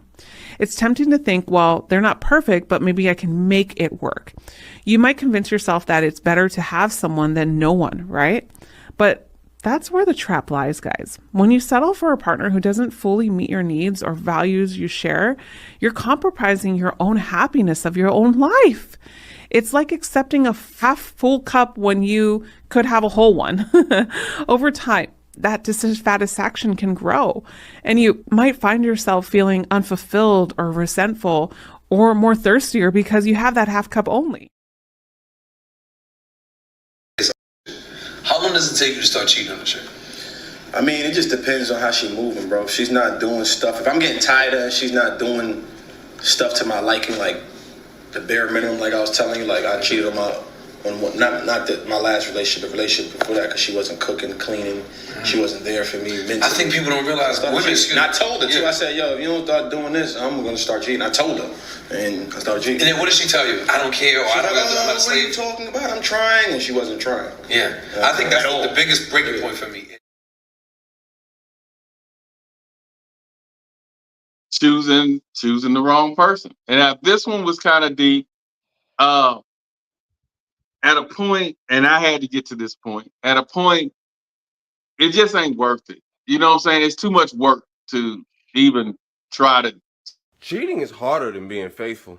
Yo, for some reason, people act like cheating is like drinking water. No matter what, eventually you're gonna experience. The way mores are set up nowadays, it's more taboo to be faithful than it is to cheat. Tell somebody you don't cheat and they'll look at you like, wow, why not? I don't even really know if it's cheating anymore, to be honest with you. To cheat at a game, you have to do something unconventional and outside the rules in order to gain an unfeigned advantage. But cheating now is so prevalent, it ain't even unconventional to the game. It is the game. Shoot, not cheating is the new cheating. The funny thing about it is, even with how widespread it is, people still do it behind other people's back, which is where we get into why I don't do it. I'm too lazy to do all the extra work necessary to go behind someone's back, especially someone I'm pretending to care about. I say pretending because let's face it, how much can you truly care about someone you cheating on? It's based on how much you value what you got. If you value what you have, you won't cheat. And don't give me that mistakes happens crap. Some of the same people who cheat are dedicated to not eating pork. We ain't even talking about a relationship, we talking about good taste in food. Won't go anywhere near food that comes from a pig, but get caught up cheating saying, I made a mistake, I'm not proud of it. And truth is, a chopped barbecue sandwich look better than half the girls y'all cheat with anyway. But for real, look at how hard it is. That's what she said. Not only am I pretending to care, but I have to create lies for either my girl, other girl, or both. Then I gotta create other lies to back up the other lies I already told, which means I gotta keep up with what I made up just to stay up on my stories. I have a hard enough time remembering stuff that actually happened yesterday, let alone some fake mess I made up weeks ago. It means I gotta say stuff, remember it, write it down. That's too much like homework. Then I gotta schedule time to see old girl. Did somebody say appointment? This too much like adult responsibility to me. To keep my girl in the dark about what's going on, I gotta make an appointment with old girl, keep it, and be back in a reasonable amount of time in order to maintain the relationship I'm pretending to care about. I have a hard enough struggle scheduling my own dentist appointments and making it to work on time. Man, I'm too lazy for all that cheating stuff. I mess around and get caught.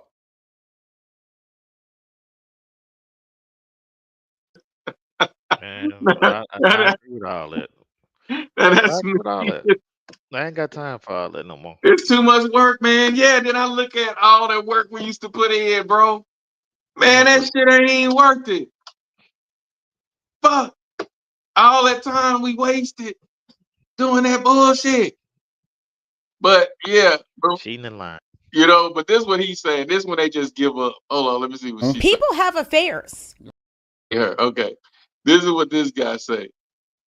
To avoid cheating, and then we out of here. I know you got to go. I'm gonna wrap it up. But to avoid cheating, he just simply The one said, and only step you need to know to not be able to get cheated on is to not be in a relationship. Enough said.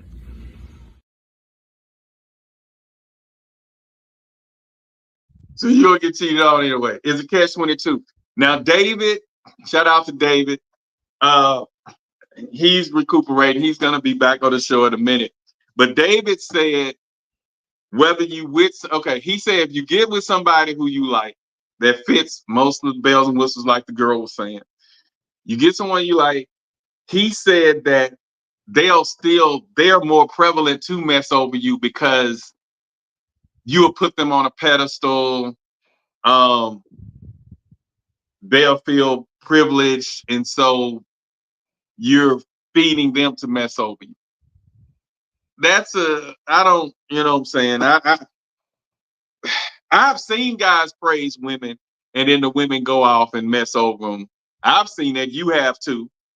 They put her on this pedestal. I got this, I got that. She this, and then she don't feel the same way about him, and her head gets big because he done hyped up like she's the prettiest thing ever, or the finest, the sense finer than cat hair, and she go out and mess over him. I've seen that, you know. And you've But also seen the reverse of that, where what they you mean? don't put their girl on a pedestal, and where they don't make her feel a certain way.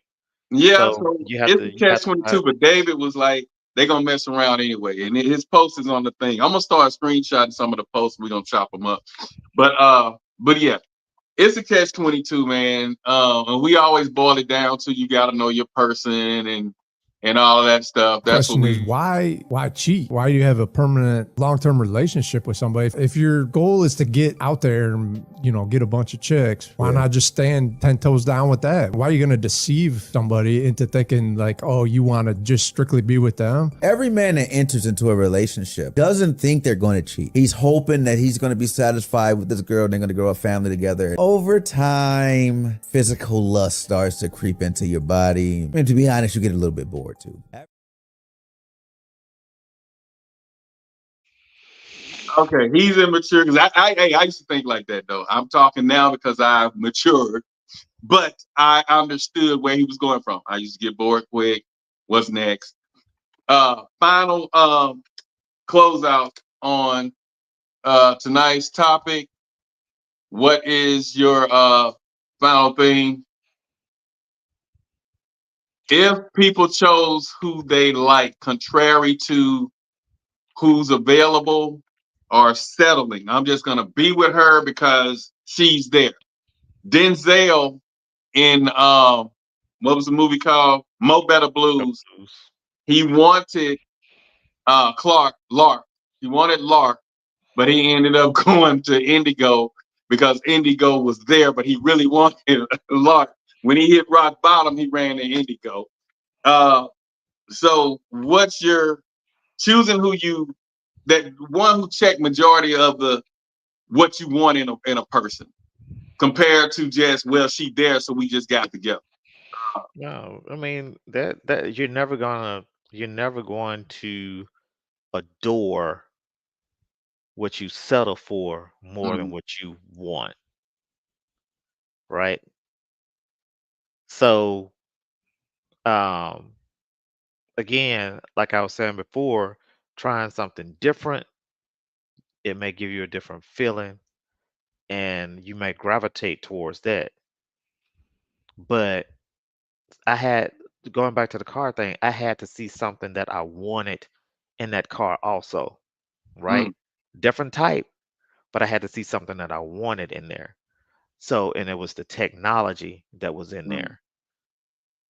So it still has to be a want. It still has to be a want in there. Gotcha. So if I would have settled for say just a basic vehicle, no bells and whistles, no this, that, and whatnot, then I wouldn't have felt as good, right? So there had to be something there that I wanted. So you can't just settle for anything there has to be some want still in there, because you would never be satisfied for what you settled for versus what you wanted. That's shit, man. You kind of sum that shit all the way up. I had something nice and clever to say, but shit, you killed that. I'm like, let me shut the hell up. But on that note, but yeah, I'm just saying, and I'm gonna keep it brief because he said everything. I'm a firm believer in get who you want and what you want. Where if you see something out there in the street, you like, well, I got that at home. But if you go trying to compare what you have at home and there's no comparison, you didn't need to be in there. You know what I'm saying? Or you just need to stop looking and not trying to look. I always, and I grew up like that. My parents would give me stuff for Christmas when I was real, real little, and they'll see I didn't like it. So when I got older in like 10, 11, 12, they'll be like, they were very choosy about what they would get me for my birthday and for Christmas because they knew I wasn't one that just accepted anything. And my son is like that now. He just don't accept anything. You just can't give him anything. If it's not what he want, he don't want it. And so I'm picky like that. I pick who and what I want. And like Austin said, over the years, I tried different things. I experimented. Let me see what it'd be like dating this person. Let me see what it'd be like dating this type. Let me see what it'd be like dating that type. And then at the end, once you get mature, you grow up, you figure this is what I want in a woman. And then I'm fortunate enough to be one who can choose who I want, and I chose who I want. So in order for a person like me that gets bored quick, that's used to getting what he wants, who he wants, not emotionally attached, it took me finding somebody who checked majority, if not all of my checklists for me to settle down, for me to not have the desire to step out. Because every relationship I ever been in, I lost interest and we faded. Whether you call it step out or whatever, I lost interest and I shut down and moved around. So find what you like and make sure she like you the same. Because like George said, you don't want to be the only one loving and then she feeling like I got options. I say if you're not pursuing each other, let her pursue you just as, equally or more. And those relationships will tone down the chances of cheating. But relationships are work. So it's no guarantee, nothing is foolproof or whatever, but there are ways to contain it. You know what I'm saying? And on that note, we out. And what we say, Austin, it's happening. So we might as well speak on it. We might as well speak on it. Shout out to all the homecoming people that went out there. Sylvia Grimes of class of '89, Wendy Crowder. Shout out to all y'all for making it happen. And stay tuned. We got more and more coming. Next week, we're going to be coming with some more stuff, more guests. But with that being said, we out. Speak on It podcast 2K4. Peace. What you think, man? I've been in the polyamory lifestyle. I can't even say lifestyle because it's not a lifestyle. It's a way of loving, not a way of living. I've been polyamorous for about 10 years now. Okay. And the mindset for me is mentally, I think I've been polyamorous longer than actually practicing it because I've always felt that this monogamy just doesn't fit for me. Right. I don't understand why I have to only love one person or why I can only show affection for one person. Where is this written? Why do I have to go along with what the societal standard supposedly is? Right. And then the problem comes when you love somebody too much. When you let yourself love somebody too much, and they don't love you the same. It's not even matter whether they love you back or not. They can love you back, but it's still unhealthy to love somebody that much. Which I understand that ideology of that. Well, I can't have. I might as well. I've been there. I know that. But at the same time, you have to realize, what what your culpability is in a relationship going, however it went. You know, you start thinking about, well, damn, I did this, I did this, I did this, I did this. So, you know, you can love somebody too much. And then see, this complicates things for us men because we already have a hard time forming those emotional attachments. You already told them, don't do that. The missing link to that goes back to a time before we were even fathers. You know, why doesn't my father is that a protection for me? Right. Or is that the way he was raised? Or maybe somebody hugged him one day, a man hugged him. I'm not saying this is what happened, but I'm just saying we got No, but there are things that could have happened that absolutely that caused him to be the way he is. made him feel weird, needed that. So the things that we think are sometimes a rejection or a lack may have been a protection. And most of the time they are like absolutely. So if we don't understand that, all we know is a rejection. But see, like what I understand with my father, men were going to jail, killing each other, and then now we got bisexual, then we got gays, now we got transgender. So with all of that going on, the purpose of that was removing the black man, the black male from the household. Okay? So with him not being in the household, she's getting the welfare, or she's out there in the workforce, forced to take care of herself, and if she have children, to take care of the children alone. Whether he's in jail, whether he's dead, whether he's bisexual, whether he's gay, whatever. The black male was removed from the home, and black woman was forced to provide for the children, for herself. You're missing one other thing that removes black male from the home. That's white women. Because after a while, it was a run on black men, white women. Yeah, white women. You know, at one point, black men, they just had to have a white woman. No matter what their social economical status was, white women was the way to go.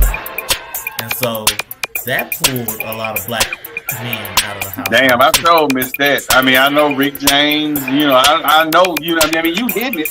I just didn't think of that as a major absence of the black man. So you being a provider means so many things. Right. It means put you in a house. You know, it means I got your back. It means we're doing this together. It means I'm not gonna walk away when things get hard. You know, that's providing, right? I'm gonna provide emotional protection so that you can, you know, I'll be present for you when you don't feel like you can be there for yourself or whatever, you know. So there's so much more definition to the thing, right? And even on the flip side, looking at, you know, men with kids, right? I remember I did not want a man who had kids. And I was about 25 when I met my ex-husband.